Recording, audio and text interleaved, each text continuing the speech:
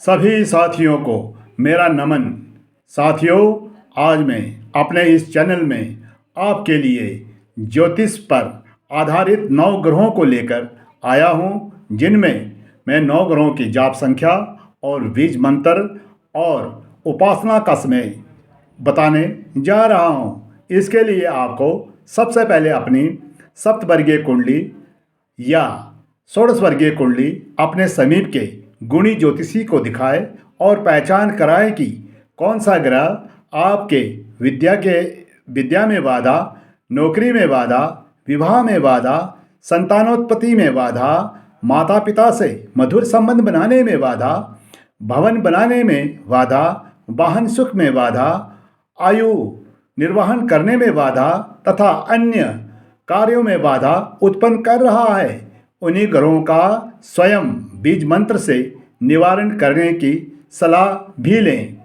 तो साथियों, हमारे पुराणों के अनुसार 4 युग हैं, जिनमें सत्ययुग, त्रेता युग, द्वापर युग और अभी जो चल रहा है ये कलयुग है। और ये चारों युगों में 9 ग्रहों का अपना ही वर्चस्व है और इनको शांत करने के लिए उनके मंत्रों में बीज मंत्र को मैं आपके समक्ष रख रहा हूँ। तो सबसे पहले सूर्यदेव को सत्ययुग में 7,000 जाप किया जाता था, त्रेता युग में 14,000, द्वापर युग में 21,000, कलि युग में 28,000 जाप करना आवश्यक है। और हवन 2800, तर्पण 280, मार्जन 28 और ये उपासना सूर्योदय के समय ही होना चाहिए। और इसके लिए मंत्र है ओम घृणी सूर्याय नमः। इसी प्रकार चंद्रदेव के लिए सत्ययुग में 11,000, त्रेता युग में 22,000, द्वापर युग में 33,000 और कलयुग में 44,000। हवन 4,400 का, तर्पण 440 का, मार्जन 44 का और इसकी उपासना संध्या के समय और मंत्र है, बीज मंत्र है ओम सोम सोमाय नमः। मंगल देव के लिए सत्ययुग में 10,000, त्रेता युग में 20,000, द्वापर युग में 30,000, कलयुग में 40,000 का प्रावधान है। हवन 4,000, तर्पण 400, मार्जिन 40 का और ये उपासना सूर्योदय के समय ही होना चाहिए। और इसके लिए बीज मंत्र है ओम अंग अंगाराय नमः। तो बुध के लिए सत्ययुग में 9,000, त्रेता में 18,000, द्वापर में 27,000, कलयुग में 36,000, हवन 3600 का, तर्पण 360 का और मार्जन 36 का और ये उपासना सूर्योदय के समय होना चाहिए।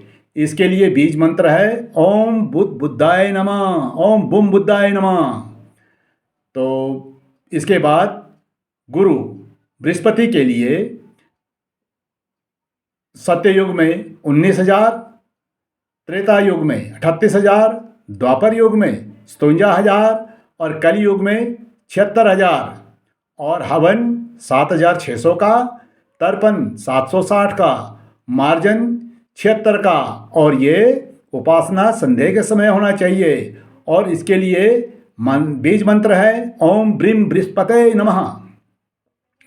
शुक्रदेव के लिए सत्ययुग में 16,000, त्रेता युग में 32, द्वापर युग में 48 और कलयुग में 64,000 और हवन 6,400 का, तर्पण 640 का, मार्जन 64 का और ये उपासना सूर्योदय के समय हो। और इसके लिए बीज मंत्र है ओम सुं शुक्राय नमः। अब शनिदेव के लिए 23,000, सत्ययुग में 23,000, त्रेता युग में 46,000, द्वापर युग में 69,000 और कलयुग में 92,000। हवन 9,200 का, तर्पण 920 का, मार्जन 92 का और ये उपासना संध्या के समय हो। राहु और इसके शनिदेव का मंत्र है ओम सन शनिश्चराय नमः। राहु देव के लिए सत्ययुग में 18,000, त्रेता युग में 36,000, द्वापर युग में 54,000, कलयुग में 72,000। हवन 7,200 का, तर्पण 720 का, मार्जन 72 का, और ये कार्य रात्रि के समय हो तो अच्छा है। और मंत्र है ओम राम राहुवे नमः। केतु के लिए सत्य युग में 17,000, त्रेता युग में 34,000, द्वापर युग में 51,000, कलयुग में 68,000। हवन है 6,800 का, तर्पण है 680 का, मार्जन है 68 का। और ये रात्रि के समय इसकी उपासना होनी चाहिए। और इसका मंत्र है बीज मंत्र ओम कें केतुवे नमः। ध्यान रखने योग्य बातें, यहाँ मात्र मैं बीज मंत्र का उल्लेख कर रहा हूँ। सबसे पहले आप अपने सप्तवर्गीय कुंडली अपने करीबी गुणी ज्योतिषी को दिखाएं। कुंडली में कौन सा बाधक ग्रह आपकी शिक्षा, नौकरी, विवाह, संतानोत्पत्ति, माता पिता प्रेम में, वाहन बाधा, भवन बनाने में बाधा तथा अन्य कार्यों में बाधा उत्पन्न कर रहा है, उसी ग्रहों का बीज मंत्र स्वयं जाप भी कर सकते हैं। और ध्यान रहे, अगर आप हवन नहीं कर पाते या तर्पण नहीं कर पाते या मार्जन नहीं कर पाते तो आप क्या कीजिए, मंत्र का जाप करने के पश्चात हवन का भी आप जाप करें, तर्पण का भी जाप करें और मार्जन का भी जाप करें। अर्थात जो मंत्र है बीज मंत्र कलयुग में, उनका हवन का, तर्पण का, मार्जन का योग करके उतना ही जाप करें, आपको फल अवश्य मिलेगा। धन्यवाद। जय भारत, जय हिंद।